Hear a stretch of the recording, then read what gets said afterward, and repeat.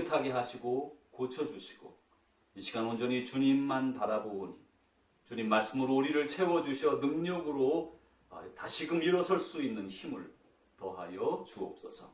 말씀 가운데 위로하여 주시고 말씀 가운데 깨닫게 하시고 오직 예수 그리스도 그의 길로 따라갈 수 있는 힘과 능력을 공급해 주옵소서.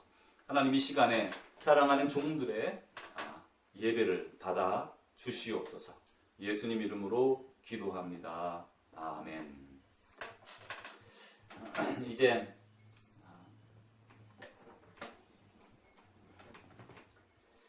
말씀을 나누겠습니다.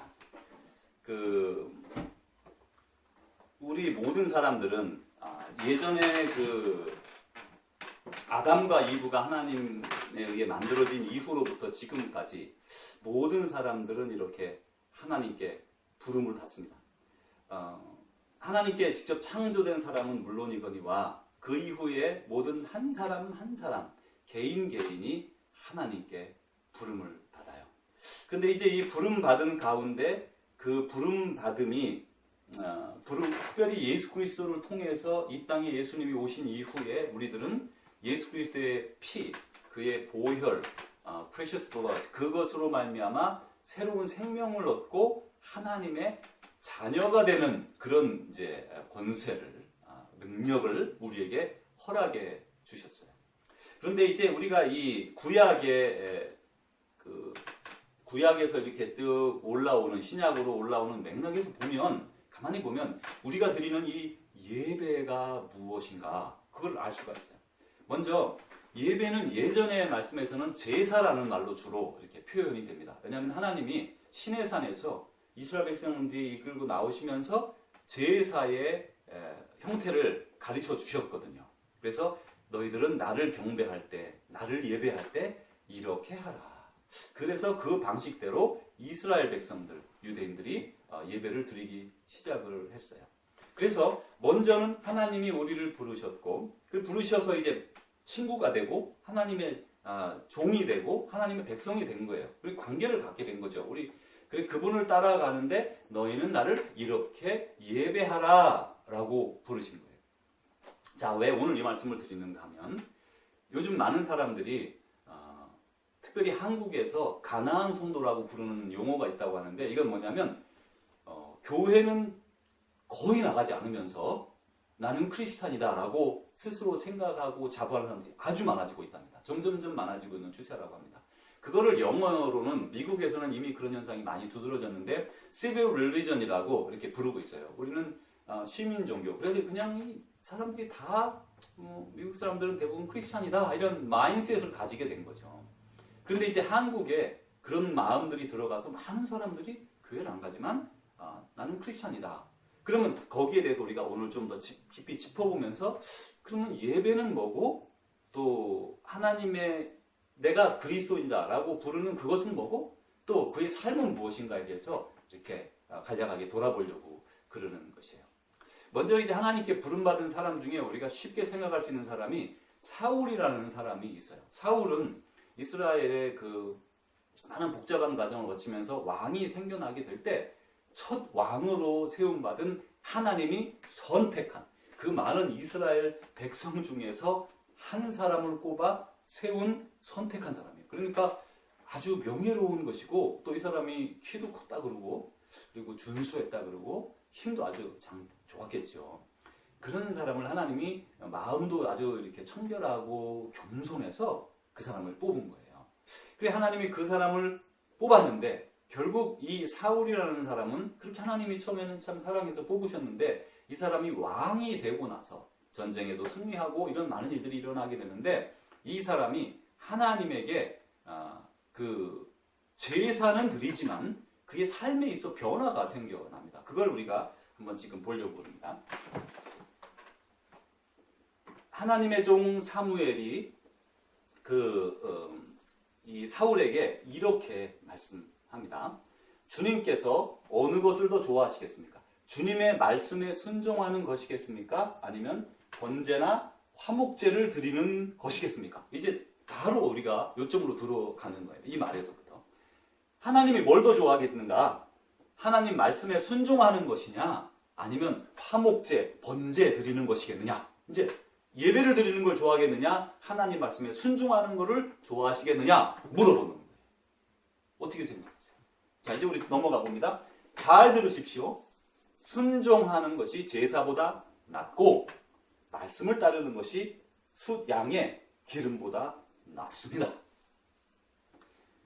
Has the Lord as great delight in burnt offerings and sacrifices as in obedience to the voice of the Lord? 그렇게 생각했으니까. 그러니까 surely to obey is better than sacrifice and to heed than the fat of rams. 그래서 사도 사무엘이 이렇게 아주 이스라엘의 초기부터 사람들이 제사만 드리면 다 되는 것으로 생각했던 시대에 그렇게 생각이 들었던 거예요. 우리도 지금 그렇잖아요. 교회 가서 예배 드리고 막 그러면 나는 믿음 생활을 하는 것이구나라고 이렇게 가정하고 생각하는 그런 문화 속에서 그렇지 않다. 하나님은 너희들의 제사보다 그 수량의 기름보다 그 제물이에요. 다시 말하면 그게 우리한테 뭐예요? 돈이에요. 돈. 헌금이에요. 그 헌금보다 더 좋아하시는 것은 하나님 말씀에 순종하는 것이다. 그 말씀을 지금 해주고 있는 것이에요.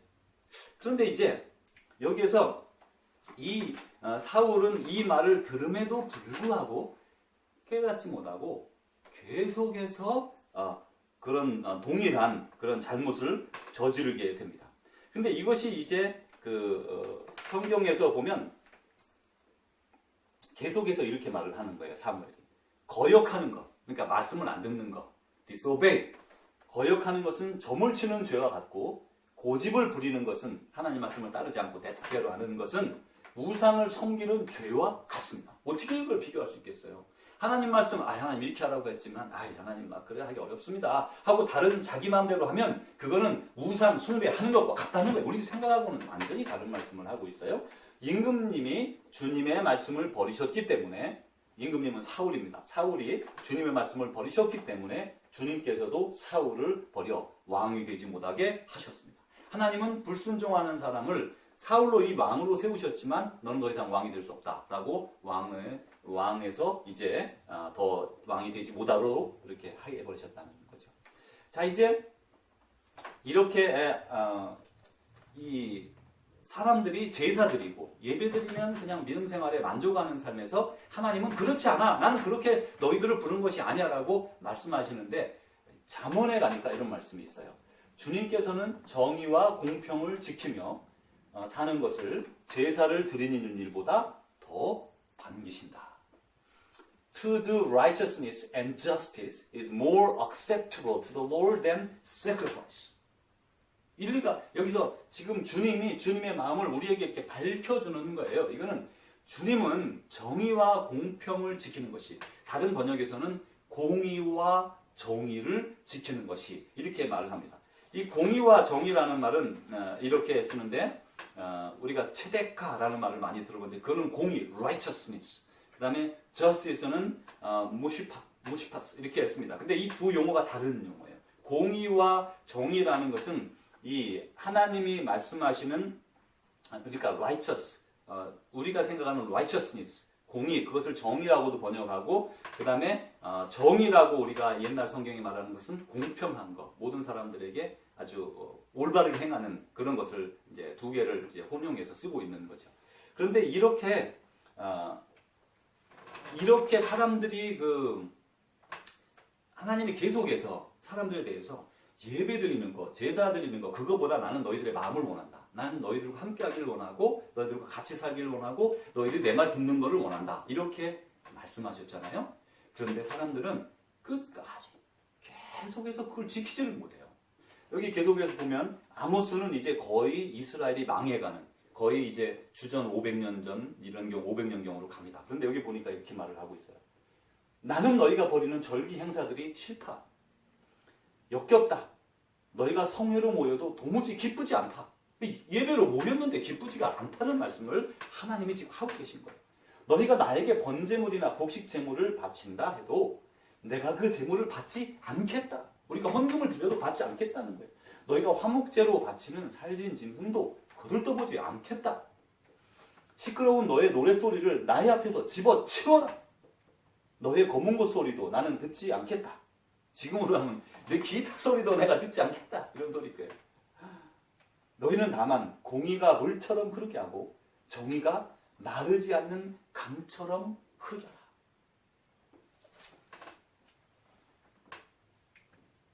I despise your religious festivals.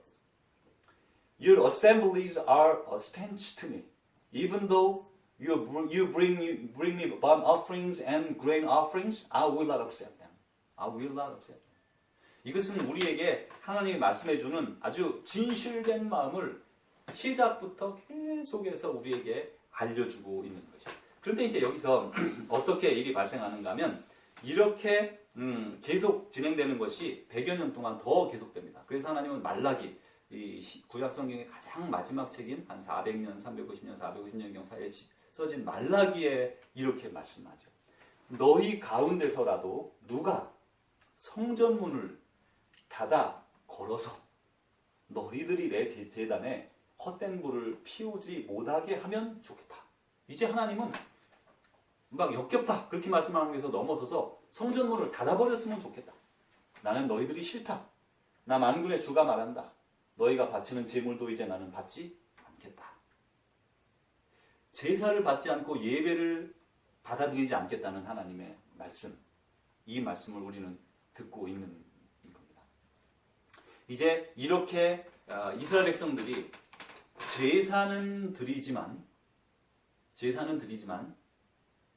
하나님 말씀에 순종하지 않고 하나님과 동행하지 않는 삶을 살아가는 그들의 모습을 우리는 볼 수 있어요. 거기다가 지금 이 마지막 이스라엘의 마지막 시대에는 하나님을 섬기면서 다른 것들도 섬겼어요. 그러니까 예를 들어 몰록이나 혹은 다른 어떤 그 많은 이방 신들을 섬기면서 태양의 신이든지 뭐 아세라든지 바알이든 그러니까 같이 섬기는 거예요. 그 중에 하나님도 섬기고 그것도 섬기는 거예요. 심지어 성전 안에다가도 태양신을 섬기는 곳을 만들고 또 담무스를 위한 여신을 위한 그런 신전도 조그맣게 만들어 놓고 그런 혼합적인 하나님도 섬기지만 다른 것도 섬기는 그런 시대였어요. 근데 우리는 어떠냐?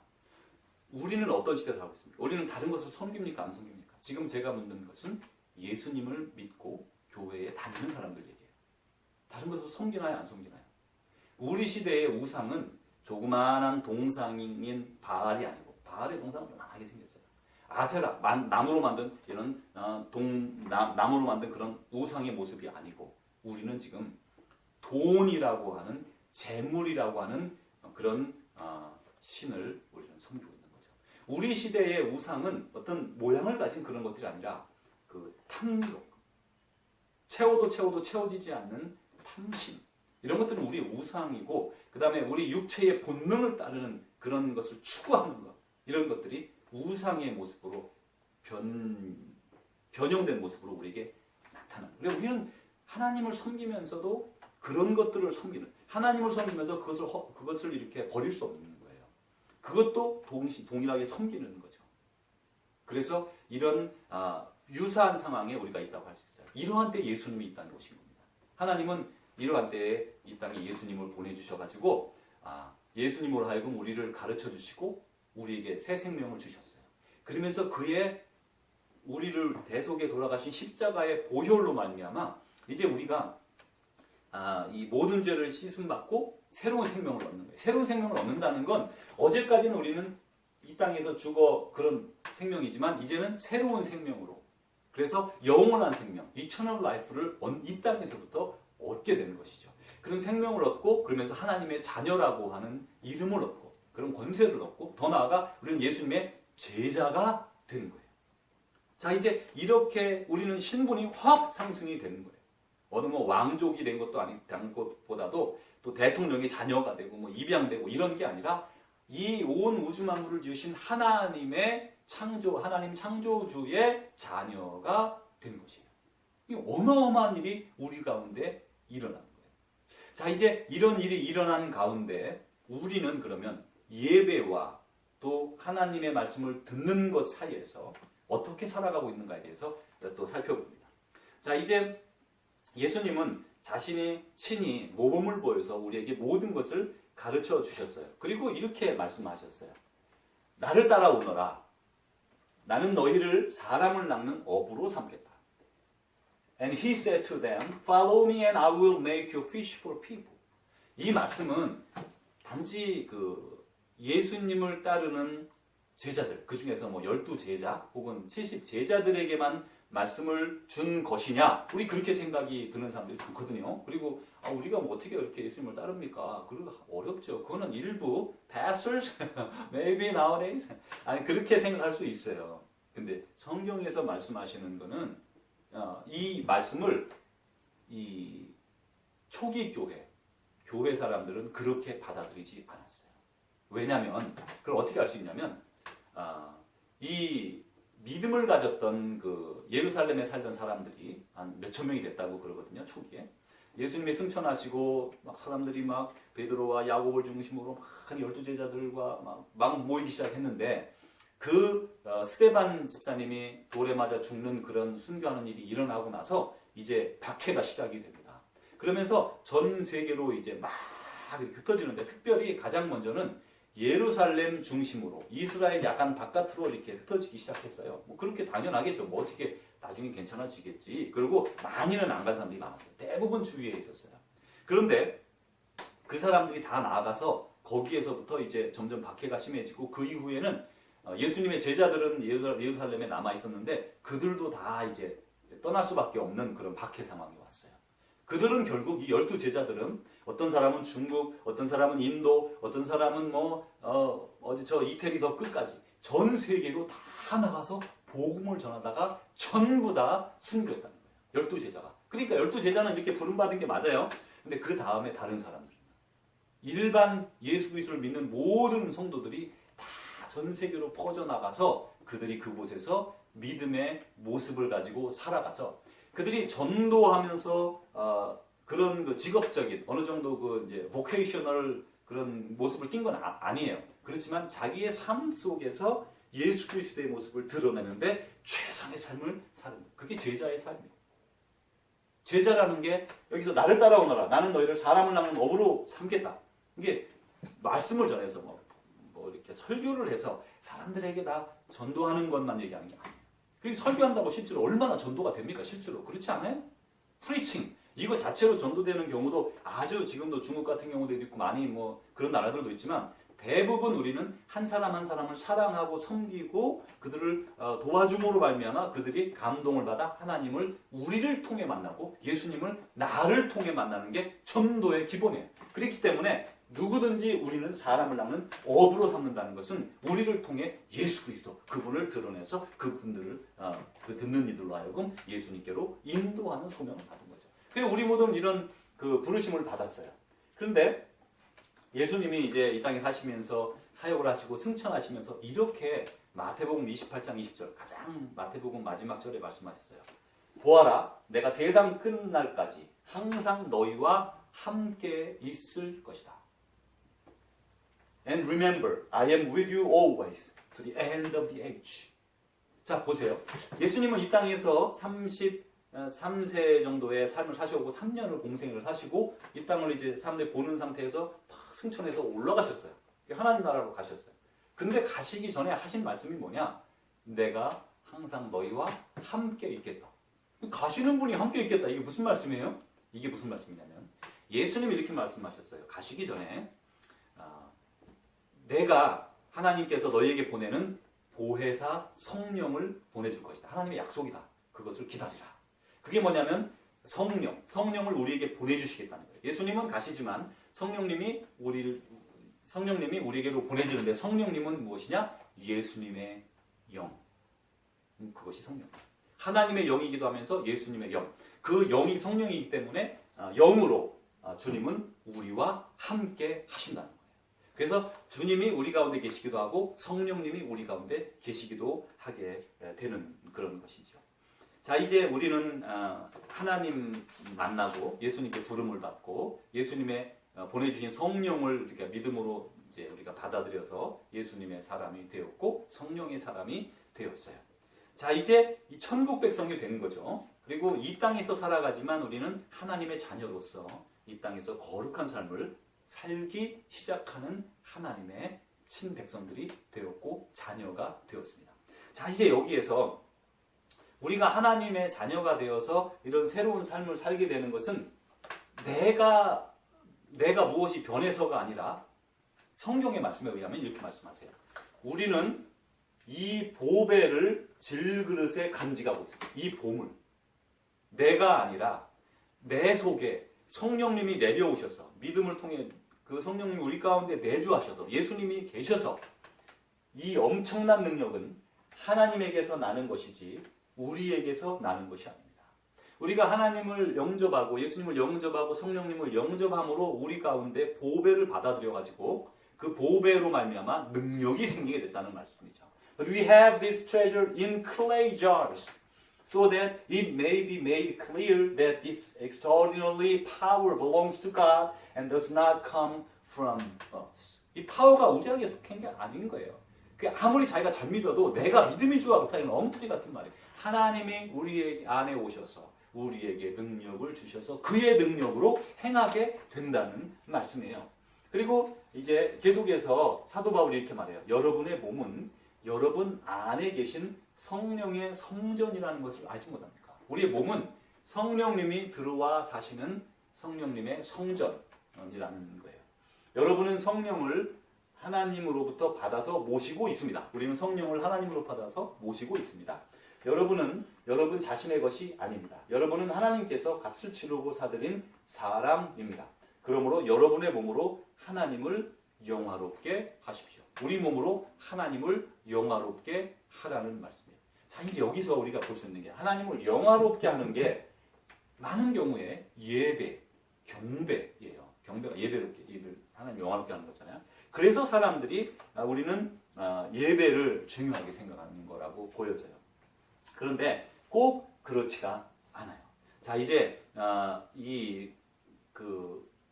우리는 이제 하나님과 동행하는, 성령님과 동행하는, 예수님과 동행하는 이런 여정을 이렇게 시작하게 되었잖아요. 그 여정을 시작하면서 많은 우리 믿는 사람들에게 생각이 이렇게 하나님과 동행하는 것, 하나님과 함께함, 거기 자체에 큰 의미를 두기보다 예배, 제사 드리는 것에 훨씬 더 큰 중점을 두는 그런 오류를 범할 수가 있어요. 물론 그거 매우 중요하고 그리고 그 얘기는 곧 할 겁니다. 왜 예배를 드리는가? 제사는 우리에게 어떤 의미인가에 대해서는 얘기를 계속해서 할 겁니다. 그런데 이제 성령님과 하나님이 우리 안에 들어오시면 어떤 일이 벌어지냐면 이런 일이 벌어지는 거예요. 사랑하는 여러분, 이제 우리는 하나님의 자녀입니다. 그렇죠?